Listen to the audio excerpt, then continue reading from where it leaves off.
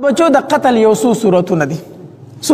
دي یو خو د جاهلیت د زمانې هغه قتل کنه یو خو هغه قتل چې خپل نونه به ژوندۍ خښولي وجلي به ولې دا خو د مزدورۍ نه دي هسې تش خوراک پکوي نو وجلي به د وجې د غریبۍ نه یا د غیرت نه او یا د غریبۍ د وجې نه یو صورت دا دی چې بس بچې پیدا شي او دی مړ کړي دا خو ډېره لویه ګناه ده دویم صورت دغه صورت خو نن زمانه کې داسې نشته دی چې بچي دې څوک قتلوي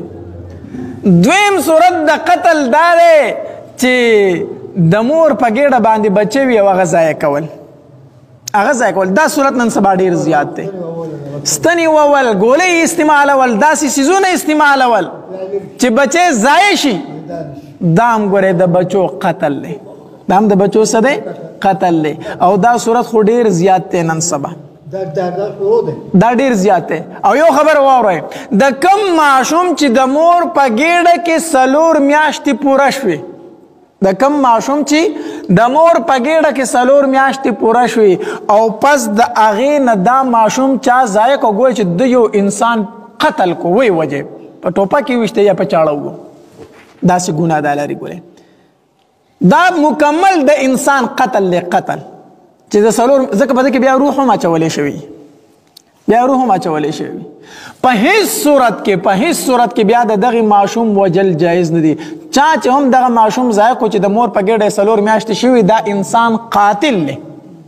د قاتل چې بیا کومه سزا ده هغه سزا د دې انسان ده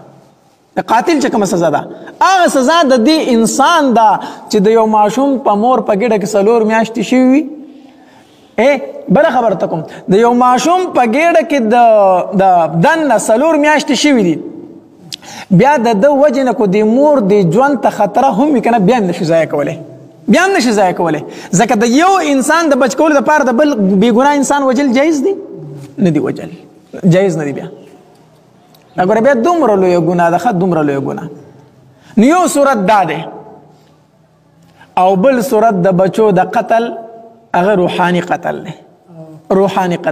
بچی الله تبارک وتعالی درکړي دي اولاد درکړي دي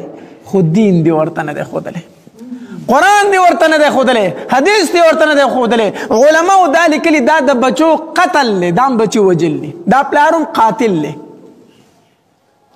چې کوم پلار خپل ماشومانو ته دیني تربیت نه ورکوي دا د بچو قتل دی دې وجه حدیث مبارک کې راځي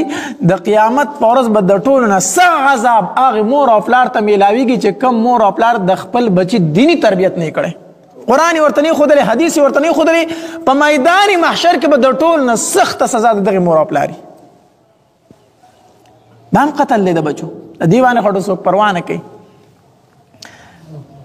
یو ظاهري وجود دی یو روحاني وجود دی ظاهري وجود خو تا بچي له ورکړی دی چې ګرځي ته خو روحاني وجود دی ورله نه دی ورکړی هغه دی ورله قتل کړی دی